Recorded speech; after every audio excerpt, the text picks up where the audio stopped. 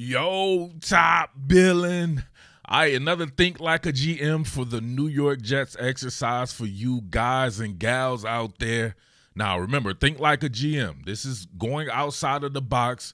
Maybe some type of rhetoric or opinion or analysis that you're not necessarily hearing out there, but forcing us to open up our mind banks and receive some information that, may not be palatable or whatever like that. So when it comes to the New York Jets, a lot of opinions out there flying around about what should happen with that number 2 pick, being as though you had a very similar pick just a few years ago and you drafted what should have been or what should still be your franchise quarterback depending on who you talk to. So we've gone through different scenarios. We did the one when we talked about Sam Darnold versus Justin Fields versus Deshaun Watson, had everybody weigh in on that one. I would say the consensus was between, I think a lot of people know that the Deshaun Watson stuff just may not happen. So I don't know. I don't know where they're at with that one, if that's still a possibility or if it ever was a possibility. Wouldn't necessarily be the way I would go. I don't think the Jets are there to where, I know it sounds crazy to ever pass on a guy as good as Deshaun Watson because he's clearly a top 5 quarterback. But you have so many holes on the team that he may not be able to fix that. Think about it. He's on a team, the Houston Texans, and they're picking very high. They would be picking one slot behind the New York Jets if they were to had kept their pick before. So if they had kept that pick before, they had a very similar finish in production to the season as the New York Jets, with him having an all-world season. So if you think about it from Houston's standpoint, like, hey, eventually we can get it together as long as we have that Deshaun Watson piece. But it is what it is right there. Maybe they're a little bit further along with some of the pieces that they have. I think the Jets have some really good pieces, but I think the Jets have a lot of holes that they need to address, and you build great teams through the draft. Look how many drafted players for the Kansas City Chiefs. Look how they set up Patrick Mahomes. He was able to come into a situation that had multiple 1,000-yard receivers before he was there. You had guys that looked like potential Hall of Famers before he was there, and they were a playoff team before he was there. That's how you set up someone for success. Sam Darnold, he never had any of that, right? His best players, you can say, were good players. He didn't have anybody you think is an all-pro that he's throwing to or he's handing the ball off to or anything of the sort. Maybe Le'Veon Bell, but to me, he has seen his better days. He wasn't a good fit. He didn't even play for the Chiefs when he signed. Did anybody see him in the Super Bowl doing anything of note? I'll hang up and listen. I don't know if I've seen Le'Veon Bell the last 3 or 4 games for the Kansas City Chiefs. Was he hurt or something like that? I don't know. They have to get better at the running back position. They have a couple of young guys that some people are high on. We shall see with that. I still think you need somebody else back there. Have holes all along the offensive line. You need to me, a true number 1 receiver. Denzel Mims could eventually grow into that, but to me, he could be a good 1B to someone's 1A. To me, you could use an upgrade at tight end, which is going to tie into what I'm talking about here.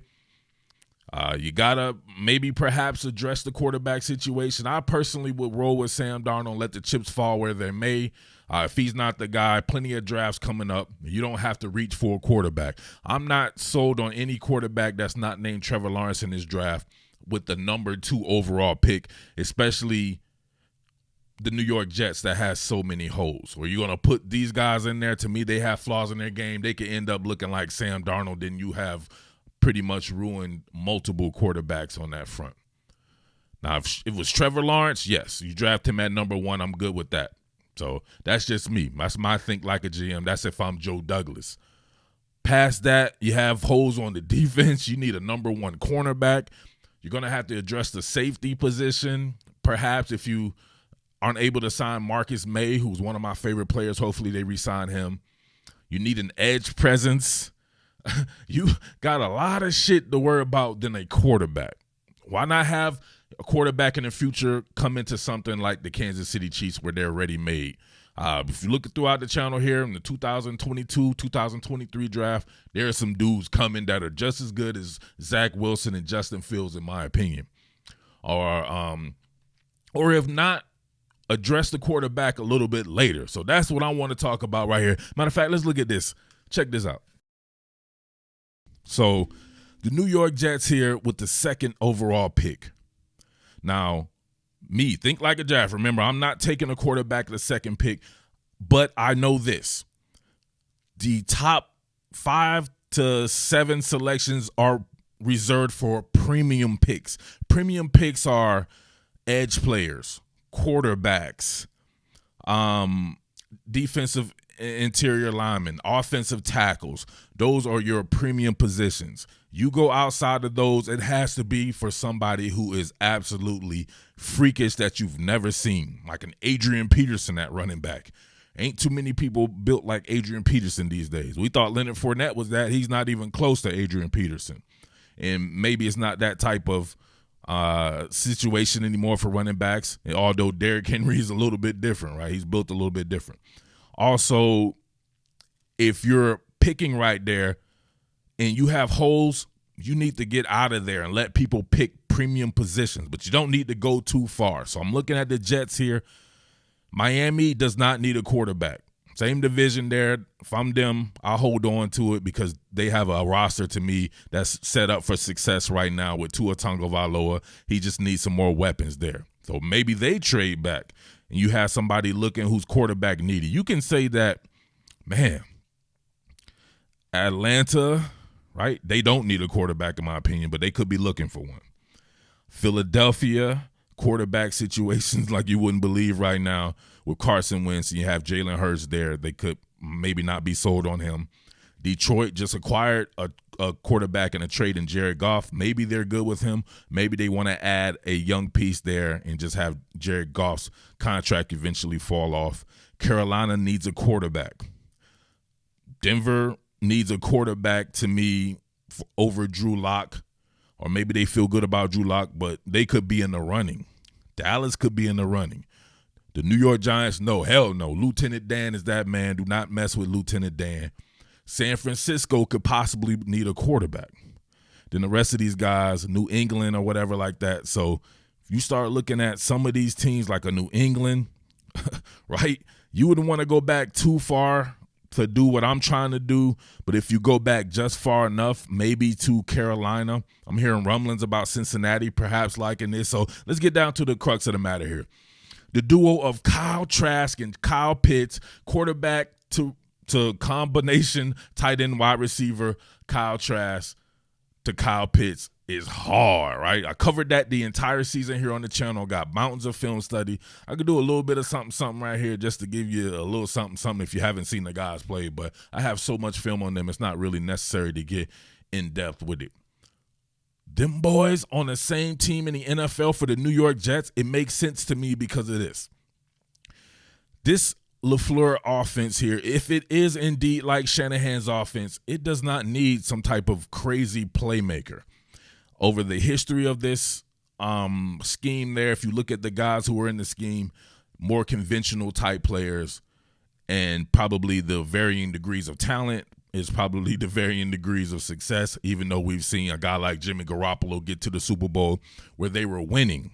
You've seen a guy like Matt Ryan in the same scheme with the same player get to the Super Bowl where they were winning. This is a tried and true scheme where it's going to be predicated on the run. So if anything that's predicated on the run, man, do you really need somebody super dynamic? You need a super dynamic offensive line. You need somebody who can make quick decisions, somebody who can side adjust, somebody who's going to work the quick and mid-range game at a nearly 67% clip or better. You need these type of guys, somebody who can stretch the field when necessary, of course. That's the type of quarterback that you need. You don't need these guys who are out here running around with like a chicken with their head cut off and shit like that. You just don't need it. So if you were to trade back and somehow still were in the top 10 right here where you could possibly select Kyle Pitts and then double back, because I think Kyle Trask is falling out of favor, although he was pacing the entire college football landscape for the Heisman for 85-90% of the season, and he was having a hell of a year. Maybe you pick him up with the 34th pick. So if you move back some, you get some of these guys' picks, you flop or you switch with let's say Carolina. Carolina has a 39th pick. I would take that from them, and I would possibly try to get a first-round pick in the next draft. You could set yourself up very well. Moving there, you get Kyle Pitts, the 34th pick. You get Kyle Trask. That's value for your team right there. And it's something that if Sam Darnold ends up working out, maybe you get yourself a high-level backup in Kyle Trask. You could eventually flip him if he shows a lot during the preseason or if he gets in the game or something like that. And if it doesn't work out for Sam Darnold, you still got enough picks, right? This is what somebody once said. You need enough bites of the apple to really build a team. The more picks, the merrier. The more picks, the better. So these guys be trading all their picks and shit, and they have 1 or 2 picks, even though they're elite picks. Chances are that shit's still going to flop on you, and you only got 2 shots at it. Give yourself 5 and 6 shots within the first 40-something picks over a couple of drafts there per draft, and then see where your team goes from there. Build through the draft. That's how you keep down on the contracts and all kinds of stuff. Even if he's not there or whatever, the way that this draft is setting up, maybe if you get back to Philadelphia or Detroit or something like that, a guy like Penei Sewell could still be there, your offensive tackle. And then if you were to take him and you didn't get Kyle Pitts and you got Kyle Trask, then you're setting up a better offensive line. Then you get another pick around this. You could grab a center, right? One of these Creed Humphrey or somebody like that from Oklahoma. Or maybe Landon Dickerson from Alabama's available. There's a whole bunch of different ways to skin the cat, man. So that's what I'm talking about right there, man. But let's see what Kyle Trask and Kyle Pitts look like. All right, so a couple of points of contention here. People are going to say, Murph, you said premium picks are for the positions you named before, and you didn't name tight end. Remember, I mentioned Adrian Peterson. If you're a unicorn, you deserve to go in the top 5, perhaps. Definitely 6 through 10, though. So in the top 5, I would select somebody like Kyle Pitts. Nobody in the draft is Kyle Pitts. Even a good tight end or a potentially great tight end like Pat Freiermuth from Penn State, he's not Kyle Pitts. Kyle Pitts just adds a different dimension there with his speed, his ability to go up and get it, 6'6", jumping being cat, but his route running. He runs routes like some of the best receivers you'll see out there. He's just something that nobody has, and he'll change the perspective of a quarterback. Even a guy like Sam Darnold throwing at Kyle Pitts is just going to look way different. Now, Kyle Trask, I think if we're talking about people past Trevor Lawrence, I would put Kyle Trask in. It would be between Mac Jones and Kyle Trask. Mac Jones is high. He's going to go before Kyle Trask. But Kyle Trask, I think, is equally as talented as Mac Jones. I don't see a difference there. And Kyle Trask outplayed Mac Jones to me from this particular standpoint. They both played great in the SEC championship game. But Kyle Trask was doing it behind a terrible offensive line. None of these offensive linemen that are on Florida should be drafted. And if they are drafted, it should be 6th round at the earliest. And he's playing with a suspect below average run game. So he's having to do with this shit with his hand tied behind his back going against Alabama's defense. Mac Jones was playing against Florida's terrible defense. Imagine that. So it's the degree of difficulty he was able to match Mac Jones throw for throw. But here's a good throw right here. Check this out. Bang 8 to Kyle Pitts here. And yeah, the rest is history there. Straight up on the pool. Look at this. Look at the pitch perfect. Come on, man. Look at the product placement. Then your boy is just getting off on Kevin Joseph, who's a good cornerback that I think the Jets should look at as well. But check this out right here. Bang 8 on him. Right? He already knows the coverage on this one. They're going to run a single high safety here. Kyle Pitts here with the outside stem, sticks that foot in the ground, and look at the product placement. Look at this. First of all, look at Kyle Trask's delivery right here. Classic over-the-top delivery. He has a stronger arm than he had his first season. He really went and worked on that right there. But look at that, man. That's on Kyle Pitts as well with his route running, but that's perfect. That's a perfectly delivered ball. It really is. And then the rest, they say, is history. That man pulling away from cornerbacks.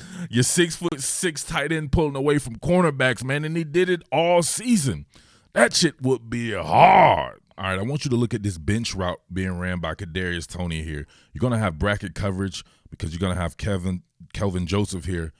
He's sinking and running with the deep third coverage. And I want to say the strong side linebacker here, he gets crept out with underneath coverage going against the tight end here that's running to the flat. So you get that little honey hole right there, and watch Kyle Trask go through his progressions and steps up in the pocket, deliver a great ball. Look at that. 1, 2, 3, bang. Look at that throw, man. Look at the throw. Come on. This shit is nasty. No play action, no threat of a play action, because they have really no threat of a run game anyway, so sometimes it didn't matter. But you can see him on the deep pull right here. Of course, there's always going to be a breach. Always going to be some type of breach. Steps back up in the pocket, comes off of his initial couple progressions that he wants. Throws this bad boy. Look at the touch on it. Right in the honey hole between the safety and the cornerback. Absolutely perfect. Come on, man. These are the kind of throws that you look for on the NFL level. These are not easy throws to make. Do not sleep on this kid. I'm telling you right now. All right, on this one, you're going to get the back going past the number. So this is going to be an opposite hash throw here, and this is how you judge arm strength. Not necessarily pushing the ball down the field. Look at that. Easy. Past the numbers. That is a long throw. If you had a lollipop arm, if you were on your Chad Pennington game, right? Jets fans know about that. If you're on your Chad Pennington game, you're not throwing this. But look at his throwing motion. He's strong through the core. He has to me, he has above average arm strength.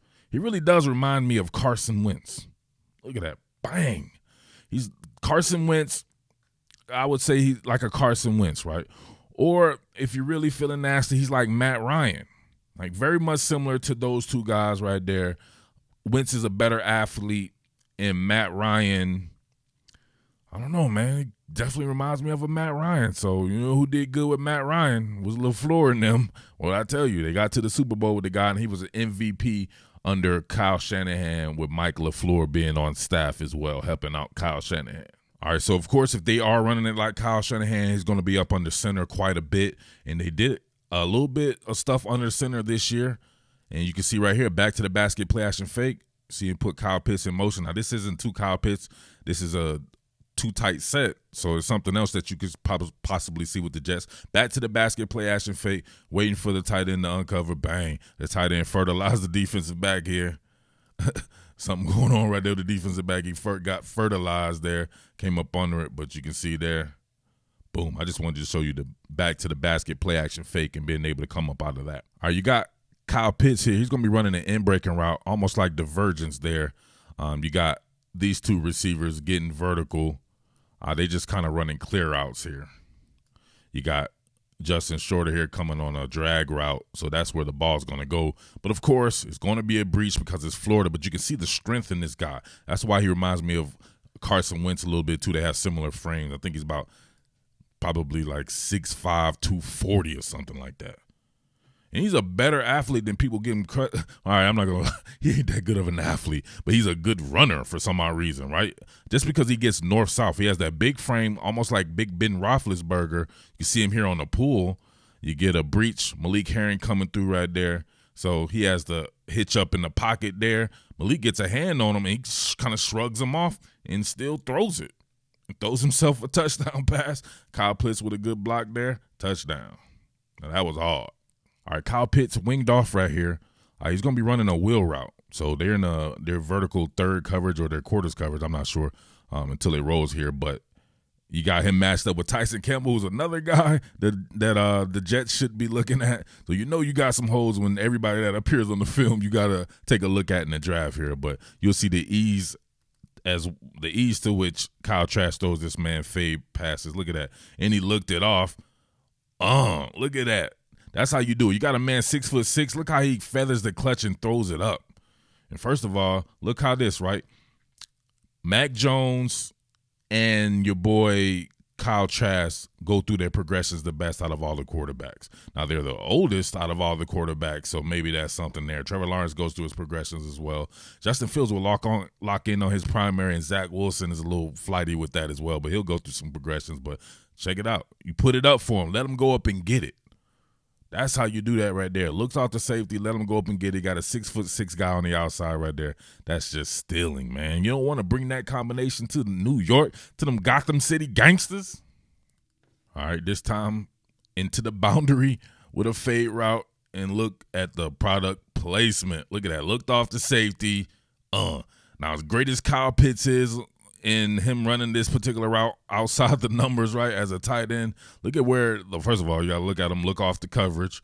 Look at him hold the Lewisine right here, the safety in this particular situation, running the post.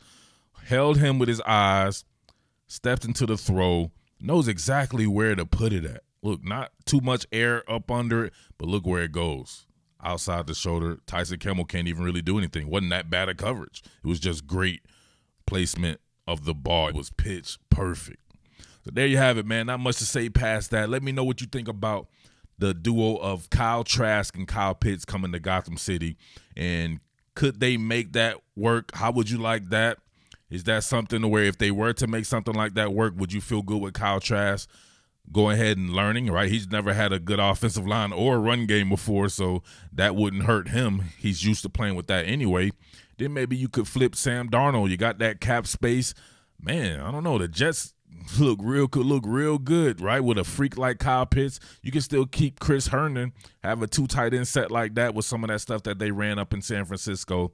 But I think Kyle Trask, great value pick there in the second round. And I know everybody wants the super dual threat quarterback and all that, but if you look at the history of this particular scheme, they had success with Matt Ryan. If you gave Kyle Shanahan his choice right now, I bet you he would love to either have Matt Ryan or Kirk Cousins as his quarterback.